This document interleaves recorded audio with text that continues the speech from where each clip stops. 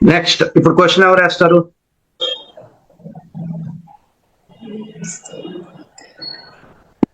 Question మిమ్మల్ని అడగాలంటే భయం వేస్తుంది.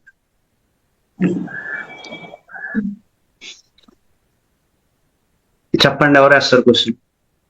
ఎవరు అడుగుతారు? అంటే భగవద్గీత గురించి అడగాల గురుగారు? ఇది ఏం సెషన్ లో తెలుసు? అంటే భగవద్గీత అంటే ధర్మం అని చెప్తున్నారు, మరి శాస్త్రం అంటే ఏంటి గురువు గారు? శాస్త్రం శాస్త్రంలో ఇది అంటే చేయకూడదు, అది చేయకూడదు, పర్టికులర్ గా ఇదే చేయాలని చెప్తుంది కదా. దాని మీరేం చెప్పి ప్రశ్న మీరే వేశారు, సమాధానం మీరే చెప్పారు దేవతలాగా. గురూజీ, అమ్మా, కృష్ణుడు అర్జున్నే ఎందుకు ఎంచుకున్నారు యుద్ధానికి? అది నేను అయిపోయింది. Next okay. గురూజీ, నిన్నటి క్యాసెట్ మాకు మళ్ళీ రాలేదు, వీడియో యూట్యూబ్ లో కూడా నాకు కనపడలేదు. మళ్ళీ విందామంటే నేను పంపిస్తానమ్మా, లింక్ పంపిస్తాను. ఆ లింక్ పెడతారు కదా. Okay, thank you. యూట్యూబ్ లో వచ్చింది గురువు గారు, ఈ రోజు నేను చూశానండి. అదే ప్రశ్నలు అడగాలి ఇప్పుడు, టైం వేస్ట్.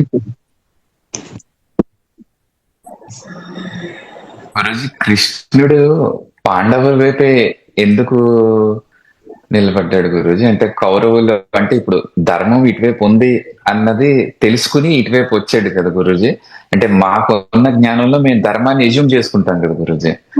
సో అంటే ఎందుకు అసలు పాండవుల వైపే నిలబడ్డాడు గురూజీ? శ్రీకృష్ణుడు పాండవుల వైపు నిలబడలేదు నిజానికి. ఓకే. పాండవులే శ్రీకృష్ణుని కోరుకున్నారు. మీకు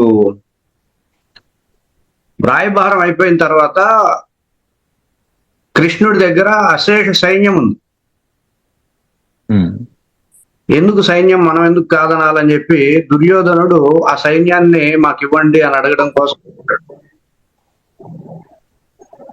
తెలుసు కదా. దుర్యోధనుడు వస్తాడు. దుర్యోధనుడు వచ్చినప్పుడు మీకు పడక సీన్ అంటారు, తెలుసు కదా. పడక సీన్, పూర్వం నాటకాల్లో పడక సీన్ ఉంటుంది. స్వామి దుర్యోధనుడు వస్తున్నాడని తెలుసుకుని వెంటనే నిద్రపోయినట్టు యాక్షన్ చేస్తాడు, నటిస్తాడు. ఆయన కాళ్ళ దగ్గర కూర్చి ఉంటుంది. నేను ఆయన కాళ్ళ దగ్గర కూర్చోవాలా అని చెప్పి తల దగ్గర కూర్చుంటాడు. ఆ తర్వాత అర్జునుడు వస్తాడు. అర్జునుడు కాళ్ళ దగ్గర కూర్చుంటాడు.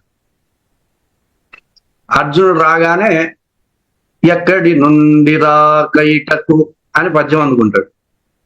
ఎల్లరున్ శుభోపేతులే నీదు నన్నలు భవ్య మనస్కులు నీదు తమ్ములున్ యశోభాక్కులు నీదు తమ్ములున్ భవ్య మనస్కులు చక్కగా నున్నవారే వృకోదరుడు అగ్రజాజ్ఞకును దక్కగా నిలిచి శాంతిగది దాను జరించునే తెలుపు మర్జున అని చెప్పి పద్యం ఉంటుంది, తెలుసు కదా మీరు. రామారావు గారు తిరుగుతాడు. దుర్యోధనుడు ఉంటాడు. బావా ఎప్పుడు వచ్చి తీవు, తెలుసా పద్యం? బావా ఎప్పుడు వచ్చి తీవు బ్రాతల్ సుతుల్ చుట్టముల్ నీ వాల్లభ్యము బట్టి కర్ణుడను మన్నీలు శుభోపేతులే ద్రోణాది భూదేవుల్ శివమై అసంగుడురే నీ తేజంబు హెచ్చించుసుని అంటాడు పద్యం. ఆ సీన్ లో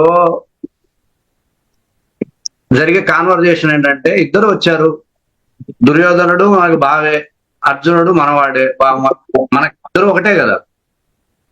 కాబట్టి ముందు అర్జునుడిని కోరుకోమంటాను బావా. ఎందుకంటే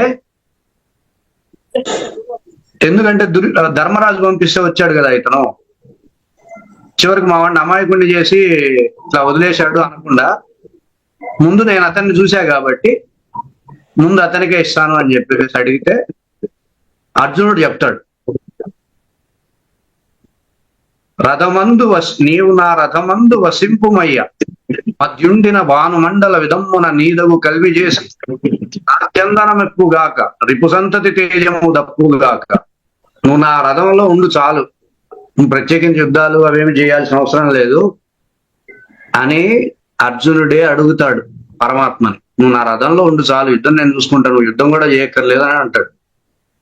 ఇప్పుడు దుర్యోధనుడు ఏమనుకుంటాడు, అమ్మయ్య దరిద్రం వదిలిపోయింది, ఆ సైన్యం మాకు ఇచ్చేస్తే మేము వెళ్ళిపోతాం అని చెప్పి సైన్యాన్ని తీసుకొని వెళ్ళిపోతాడు. అర్థమవుతుందండి? భగవంతుడు ఎవరి పక్షము కాదు, చెప్పండి. భగవంతుడు ఎవరి పక్షం కాదు. చైతన్యం ఎవరి పక్షం ఉండదు. ఎవరు కోరుకుంటే వాళ్ళ దగ్గరికి పోతుంది. నువ్వు కోరుకోవాలి, చెయ్యెత్తి కోరుకోవాలి, నువ్వు నాతో ఉండు చాలు, నువ్వు నాకేమి ఇవ్వద్దు, నాతో పక్కన ఉండు చాలు, యుద్ధం నేను చూసుకుంటా, యుద్ధం నేను చేస్తా, రిపు సంతతి తేజము దప్పుగాక నా స్యందనం ఒప్పుగాక అని అంట. సో స్వామిని నువ్వు కోరుకోవాలి. ఏం చేయాలి? స్వామిని నేను స్వామిని మనం కోరుకోవాలి. నువ్వు ఉండవయ్యా, నాకు ఇంకేం వద్దు,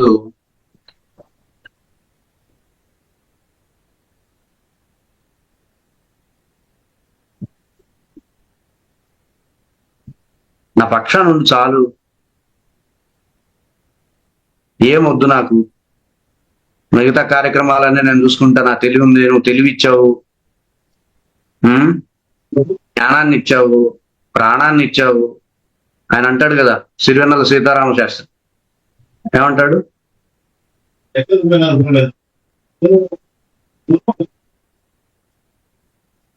కాళ్ళు చేతులు మాంసాలే మన సైన్యం అంటాడు.